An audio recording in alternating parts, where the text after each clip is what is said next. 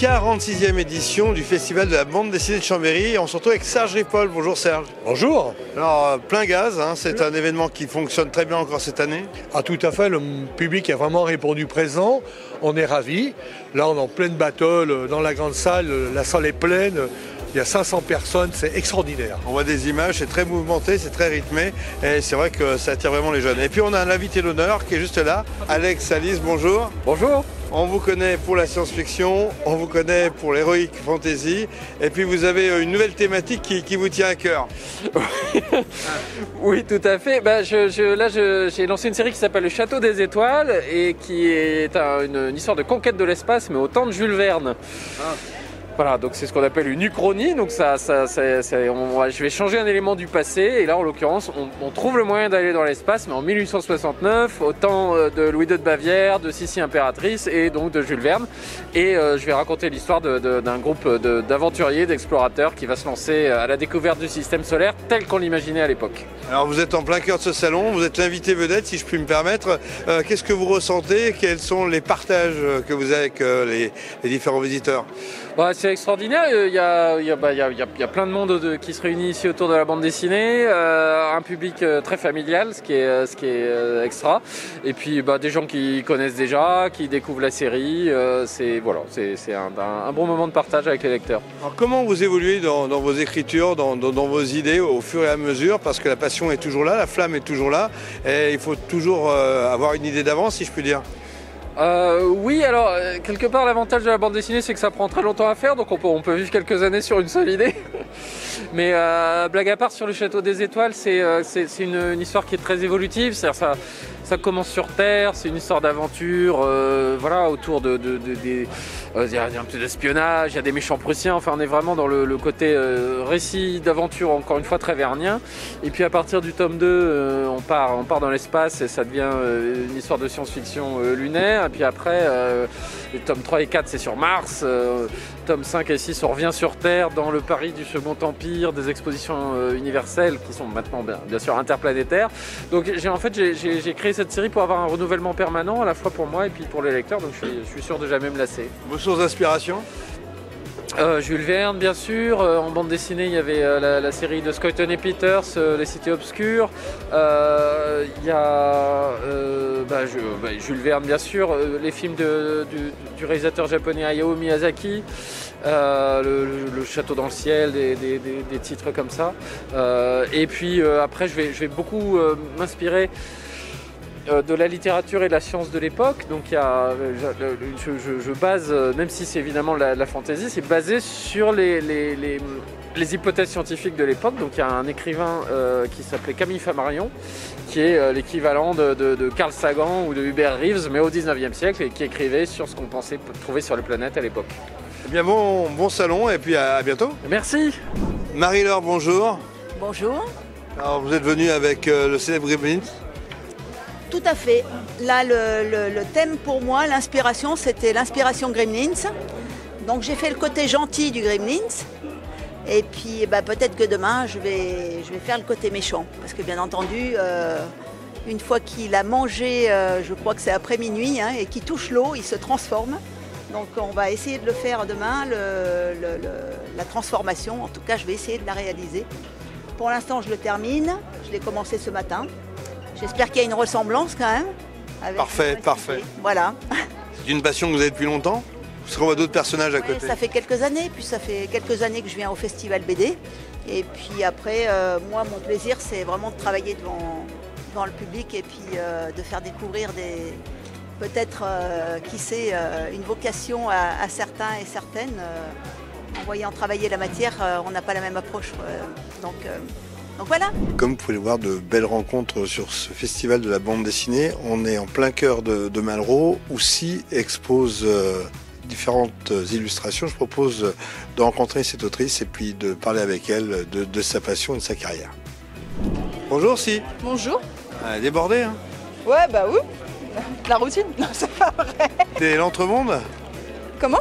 T'es entre deux mondes, là? Non, je suis bien dans le monde réel, là. Ça, c'est bon, ça. Ouais, c'est pas mal, ouais. Justement, c'est l'occasion de dédicacer encore une fois un livre. Oui. C'est important d'être à Chambéry, de rencontrer son public? Globalement, oui, c'est important de rencontrer son public et tout. C'est très agréable d'être invité à Chambéry BD.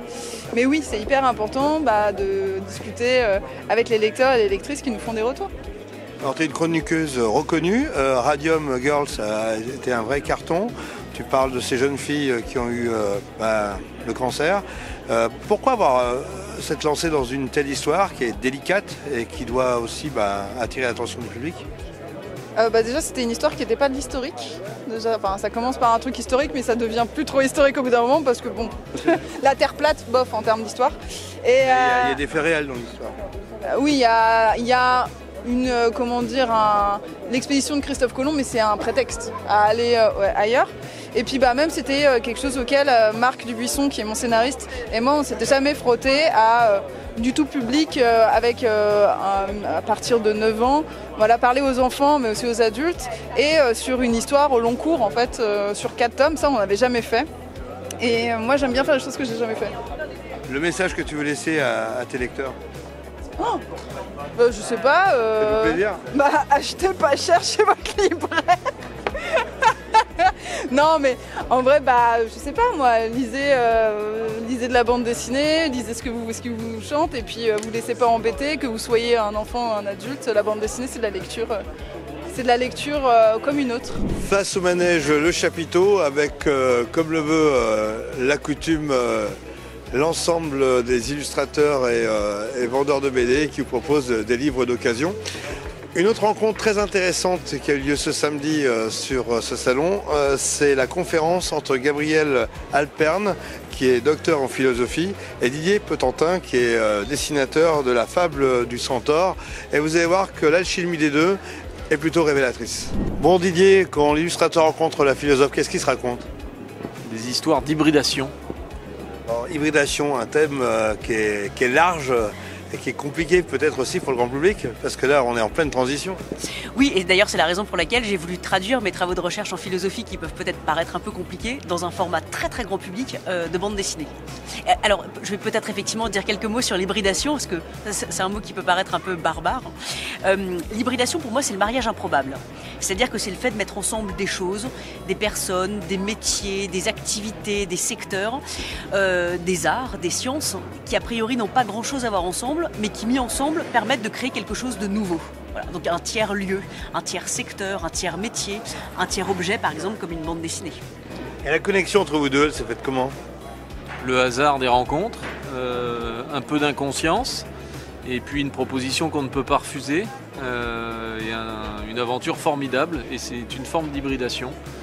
20 ans d'écart, des horizons complètement différents. Et on a abouti à un résultat qui est une satisfaction personnelle monstrueuse. Et voilà, c'est le hasard des rencontres et savoir saisir les opportunités quand elles se présentent. J'imagine que transformer les mots en illustration, c'est du boulot quand même. Oui, ça a été assez magique et c'est surtout une collaboration qui a été très bonne. Et ça a été une histoire familiale aussi, puisqu'on a fait ça avec les enfants, ma femme. J'ai découvert à travers ça que mon petit dernier avait beaucoup d'avenir dans l'humour. Gabriel, rencontre improbable quand on vit à 100 à l'heure? Oui, effectivement. Non, c'est une extraordinaire aventure. C'est vrai qu'il y a eu une véritable hybridation, une véritable alchimie entre Didier et moi. Je trouve que c'est intéressant parce que moi, mes travaux de recherche portent depuis plus de 10 ans sur la question de l'hybridation. Et la BD, c'est un objet hybride entre le texte et le dessin. Et donc, c'était intéressant de travailler avec ce support, sur ce sujet de l'hybridation. Et ce que je trouve magique, c'est que moi, j'écris le scénario et quand je le transmettais à Didier, avec ses dessins, finalement, il y avait cette hybridation qui se faisait et le dessin transformait le texte et permettait de voir le texte autrement, de l'interpréter autrement. Donc c'était à chaque fois une découverte quand je découvrais ces dessins. Finalement, vous vous nourrissez intellectuellement l'un l'autre? Ça c'est clair, ça m'a beaucoup plus nourri que j'ai dû nourrir Gabriel, mais ça a été un énorme plaisir, un travail colossal et donc j'ai pu prendre la mesure de ce qu'était le destin d'un auteur-dessinateur, mais une aventure exceptionnelle, ça enrichit. Ouais. Le message ultime que vous voulez faire passer lors de la conférence, c'est quoi? Bon, c'est que arrêtons d'être coincés dans nos petites cases, dans notre petit monde, dans l'entre-soi, dans la consanguinité. Voilà, sortons un peu de nous-mêmes, intéressons-nous à ce qui est différent. En fait, derrière l'hybridation, c'est juste la question de la curiosité. Voilà, être curieux de tout, des autres, d'autres métiers. Voilà, moi, je connaissais rien à la BD. Bon, bah voilà, j'ai fait un petit pas de côté pour sortir de ma thèse en philo et puis entrer dans l'univers de la bande dessinée. Donc, c'est ça, c'est tout simplement la question de la curiosité. Alors, le DG ne connaissait rien à la BD, s'y est mis il y a quelques années et finalement aujourd'hui il s'épanouit dans ce domaine. C'est une forme d'immigration. Ouais, tout à fait. Alors j'ai toujours dessiné, adoré dessiner. Après c'est l'opportunité se présente, mais ça permet surtout de mener deux sujets de front. Hein. En effet, un métier très prenant, mais de pouvoir prendre du recul à travers sa passion.